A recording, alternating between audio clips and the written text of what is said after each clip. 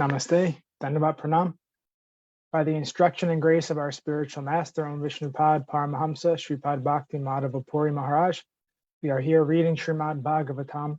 Om Namo Bhagavate Vasudevaya. Canto 2, the Cosmic Manifestation, Chapter 7, Text 4. Atra apatyam abhikanchata ohotusta dato mahayam iti yad bhagavan sadata yad pada pankaja paraga pavitra deha yogardhim apur ubhayim yadu haidyaha. The great sage Atri prayed for offspring, and the Lord, being satisfied with him, promised to incarnate as Atri's son, Datreya, the son of Atri. And by the grace of the lotus feet of the Lord, many Yadus, Hayas, etc., became so purified that they obtained both material and spiritual blessings. Purport. Transcendental relations between the personality of Godhead and the living entities are eternally established in 5 different affectionate humors, which are known as Shanta, Dasya, Shakya, Vatsalya, and Madhurya. The sage Atri was related with the Lord in the affectionate Vatsalya humor, and therefore, as a result of his devotional perfection, he was inclined to have the personality of Godhead as his son. The Lord accepted his prayer, and he gave himself as the son of Atri. Such a relation of sonhood between the Lord and his pure devotee can be cited in many instances. And because the Lord is unlimited, he has an unlimited number of father devotees. Factually, the Lord is the father of all living entities, but out of transcendental affection and love between the Lord and his devotees, the Lord takes more pleasure in becoming the son of a devotee than in becoming one's father. The father actually serves the son, whereas the son only demands all sorts of services from the father. Therefore, a pure devotee who is always inclined to serve the Lord wants the Lord as the son, not as the father. The Lord also accepts such service from the devotee, and thus the devotee becomes more than the Lord. The impersonalists desire to become one with the Supreme, but the devotee becomes more than the Lord, surpassing the desire of the greatest monists. Parents and other relatives of the Lord achieve all mystic opulences automatically because of their intimate relationship with the Lord. Such opulences include all details of material enjoyment, salvation, and mystic powers.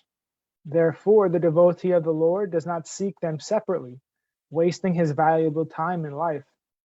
The valuable time of one's life must therefore be fully engaged in the transcendental loving service of the Lord. Then other desirable achievements are automatically gained. But even after obtaining such achievements, one should be on guard against the pitfall of offenses at the feet of the devotees. The vivid example is Hayhaya, who achieved all such perfection in devotional service, but because of his offense at the feet of a devotee, was killed by Lord Parasurama. The Lord became the son of the great sage Atri and became known as Dattatreya. Text 5. Taptam tapo vividha loka shishrikshayame ado sanatva tapasha sachatu sanobut prakalpa samplava vinastam vihatmatatvam samyag jagada munayo yad akakshatatman. To create different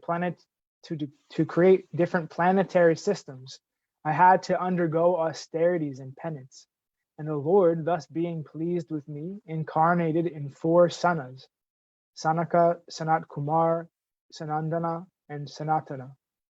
The previous creation, the spiritual truth, was devastated But the four sanas explained it so nicely that the truth at once became clearly perceived by the sages. Purport. The Vishnu Sahasranam prayers mention the Lord's name as Sanat and Sanatanam and Sanatanatama. The Lord and the living entities are both qualitatively Sanatana, or eternal, but the Lord as Sanatanatama, or the eternal in the superlative degree. The living entities are positively Sanatana, but not superlatively, because the living entities are apt to fall to the atmosphere of non-eternity. Therefore, the living entities are quantitatively different from the superlative Sanatana, the Lord. The word son is also used in the sense of charity. Therefore, when everything is given up in charity unto the Lord reciprocates by giving himself unto the devotee. This is also confirmed in Bhagavad Gita 4.11, Ye yata mam prapadyante.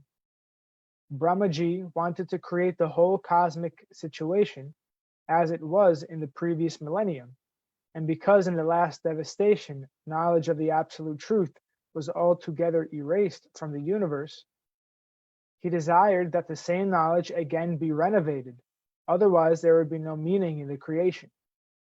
Because transcendental knowledge is a prime necessity, the ever-conditioned souls are given a chance for liberation in every millennium of creation. This mission of Brahmaji was fulfilled by the grace of the Lord when the four sanas, namely Sanaka, Sanat Kumara, Sanandana, and Sanatana, appeared as his four sons. These four sanas were incarnations of knowledge of the Supreme Lord, and as such they explained transcendental knowledge so explicitly that all the sages could at once assimilate this knowledge without the least difficulty. By following in the footsteps of the four Kumars, one can at once see the Supreme Personality of Godhead within oneself.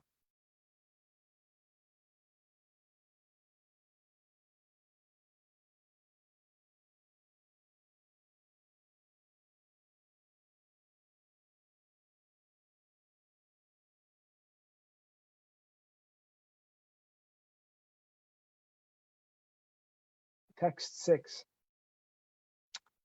Dharmasya daksha duhitar yagyasta murtyam narayano nara iti svatapa prabhavaha dristvatmano bhagavato niyamabalopam devyastvangnanga pratana gatitum nasekuhu.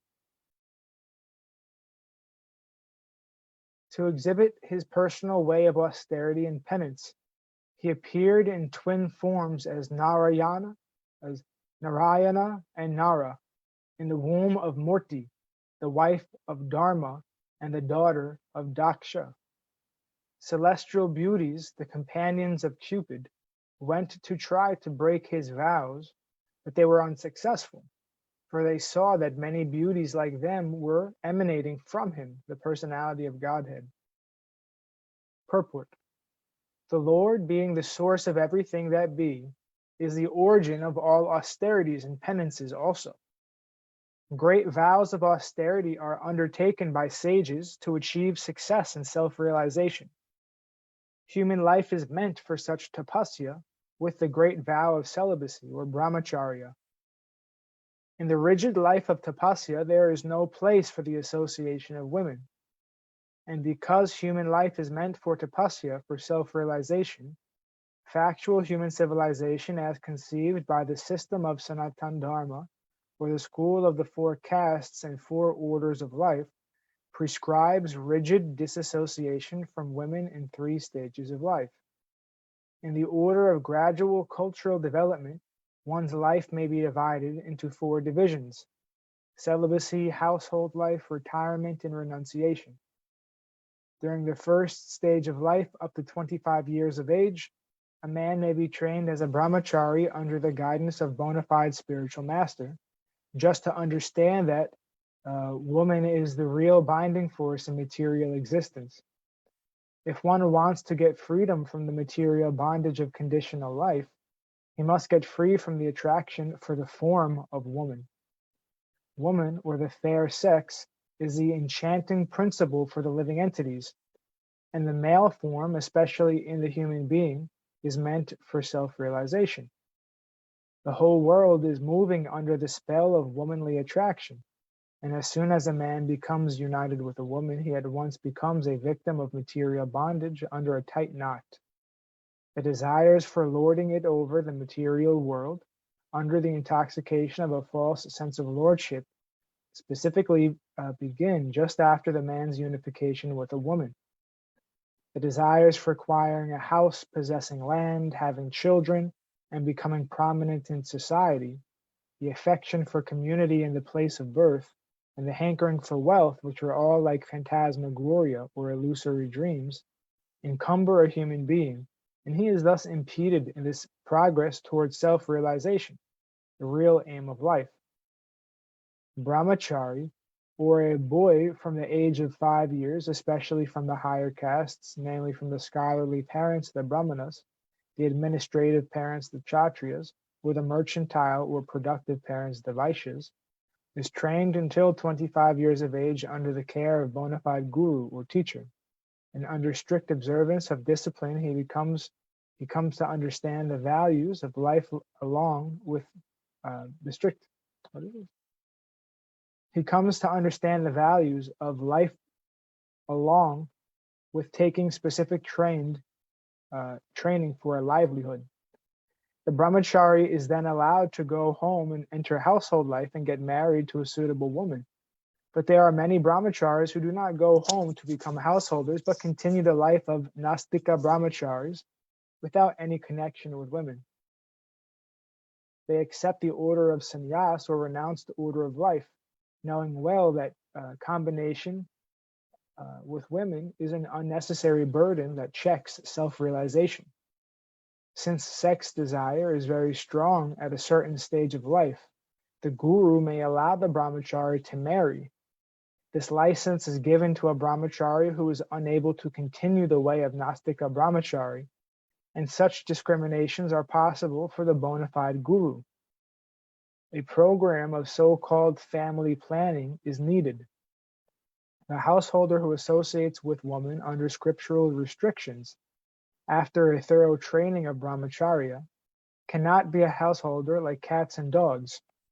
Such a householder, after 50 years of age, would retire from the association of woman as a vanaprastha, to be trained to live alone without the association of woman. When the practice is complete, the same retired householder becomes a sannyasi, strictly separate from women, even from his married wife. Studying the whole scheme of disassociation from women, it appears that a woman is a stumbling block for self-realization, and that the Lord appeared as Narayan to teach the principle of womanly disassociation with a vow in life. The demigods, being envious of the austere life of the rigid brahmacharis, would try to cause them to break their vows by dispatching soldiers of Cupid. But in the case of the Lord, it became an unsuccessful attempt when the celestial beauties saw that the Lord can produce innumerable such beauties by his mystic internal potency, and that there was consequently no need to be attracted by others externally. There is a common proverb that a confectioner is never attracted by sweetmeats. The confectioner, who is always manufacturing sweetmeats, has very little desire to eat them. Similarly, the Lord, by his pleasure potency, can produce innumerable spiritual beauties and not be the least attracted by the false beauties of material creation. One who does not know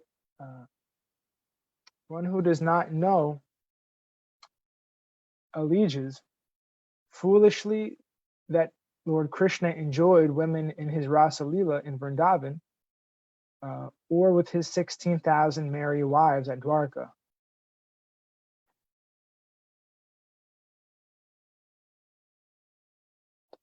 Text 7. Kamam dahanti kritino nanu roso dristya, rosam dahantam utate na dahantya ashyaham, so yam yad antaram alam pravishan bibhite, Kamha katam nu punar asya manha shrayeta. Great stalwarts like Lord Shiva can by their wrathful glances overcome lust and vanquish him. And yet they cannot be free from the overwhelming effects of their own wrath.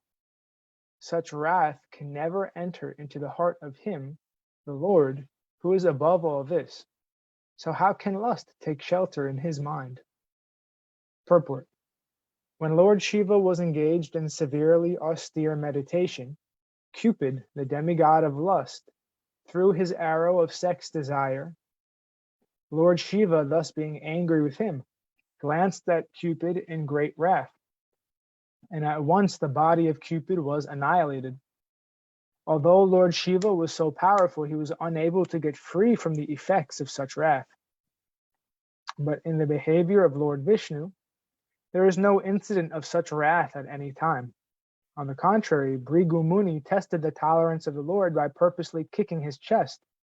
But instead of being angry at Bhrigu Muni, the Lord begged his pardon, saying that Bhrigu Muni's leg might have been hurt badly because his chest is too hard. The Lord has the sign of the foot of Bhrigupada as a mark of tolerance. The Lord, therefore, is never affected by any kind of wrath. So how can there be any place for lust, which is less strong than wrath? When lust or desire is not fulfilled, there is the appearance of wrath. But in the absence of wrath, how can there be any place for lust? The Lord is known as Aptakama, or one who can fulfill his desires by himself. He does not require anyone's help to satisfy his desires. The Lord is unlimited, and therefore his desires are also unlimited. All living entities but the Lord are limited in every respect. How then can the limited satisfy the desires of the unlimited? The conclusion is that the absolute personality of Godhead has neither lust nor anger, and even if there is sometimes a show of lust and anger by the absolute, it should be considered an absolute benediction. Thus ends our reading for today.